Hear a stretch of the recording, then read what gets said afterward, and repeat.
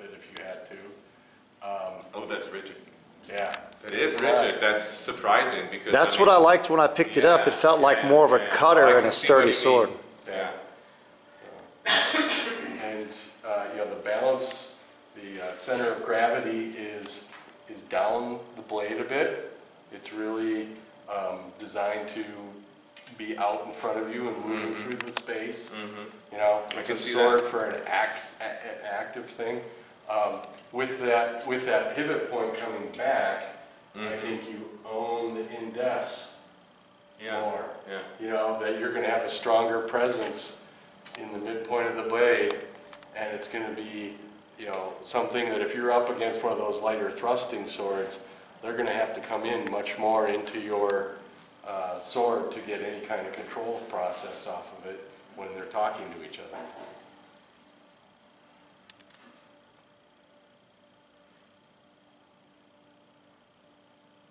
I very much like the way that one felt. Yeah, wonderful. Yeah. So, yeah. And this is here you can see, you know, how narrow this gets, as we were talking earlier. Just how tiny this portion of the gut grip is, because your hand just doesn't really need to be grabbing that except for that moment of contact, really. Wow. And super rare to have this surviving. And it looks like this has been glued on the seam. So there's no stitching or nothing. You can but you can see the seam here. You want to see that detail? Sure. It's the skived edge. See this here? This is where that's the edge of the leather that is wrapped around the handle. So it's glued on. Yeah. So there's no stitching.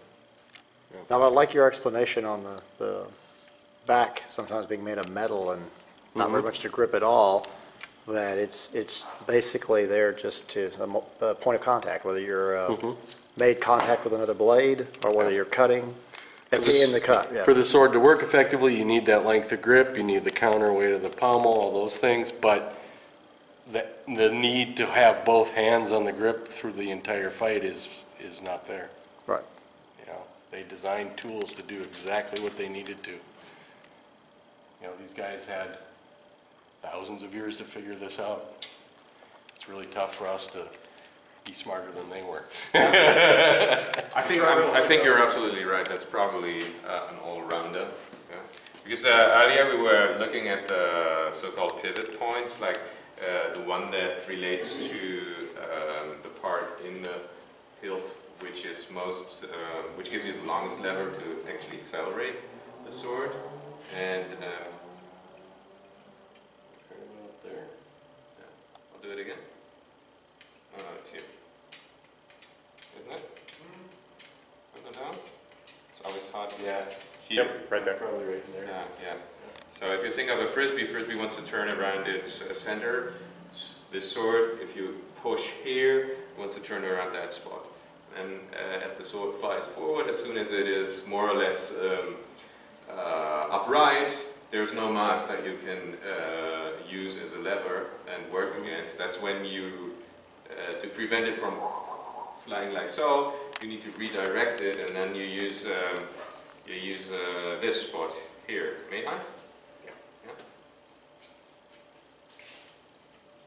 So that relates to a different spot, which is a lot further down. And what I found really interesting with that sword is that it doesn't turn around the point, because that's something you expect from long swords. You have that a lot, so that when you go through this cone movements, going from fluke to fluke, that it turns around the point, but this one does not, right? Yeah, it's going to own the center right about here. Yeah. It's more of a cutter, correct? From your opinion? Yeah, it makes sense that it's I think it's multi-purpose. I think it's a general fighting sword as opposed to being purely a cutter or a thrusting sword. I think this is the kind of sword that illustrates that they knew exactly what they were doing, and they needed a sword that could work well in a combat space with multiple things going on around it. Yeah, as we said earlier, if you have the luxury of choice, you'd use a sword made for a specific context. If you send out men on campaign, you cannot carry 3 swords per person. There will be 1 per person, but then this has to blend the best of both worlds into one single blade. Very nice one, love it. I'm not so much into Longsword, but that's a really cool one. I liked it when I picked it up. Too bad you don't have a reproduction. Not mentioning the superb craftsmanship that went into that one.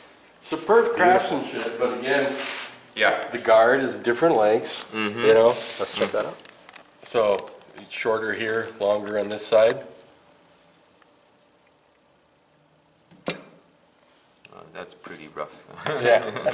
So, yeah. There we go. He actually has a measuring tool. We can use. So we go there, and we're right about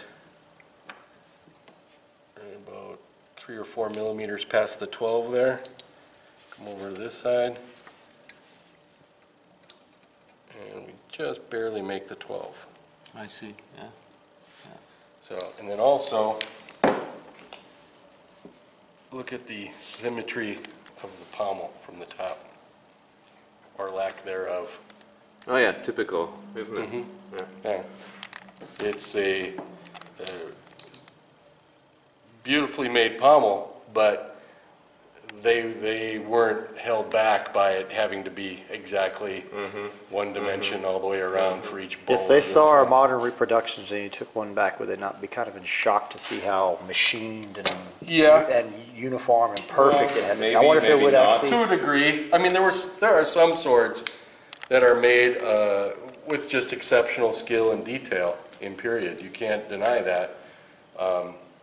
I don't think that was the majority. I think the majority were much more products of a craft that was creating a piece that needed to have a purpose, or was designed to accomplish a purpose, and that purpose could be accomplished without the perfection that our modern ideas of symmetry would be involved in at all. So. Still an art. And that's true for pretty much all traditional crafts. You don't even have to go back as far as the Middle Ages. You just go to different countries where people still make stuff with their hands and make one piece, make things piece by piece, or they have like very small manufacturers, and that will always be, each one will be a unique item. Yeah, they have personality. Their personality, that's right.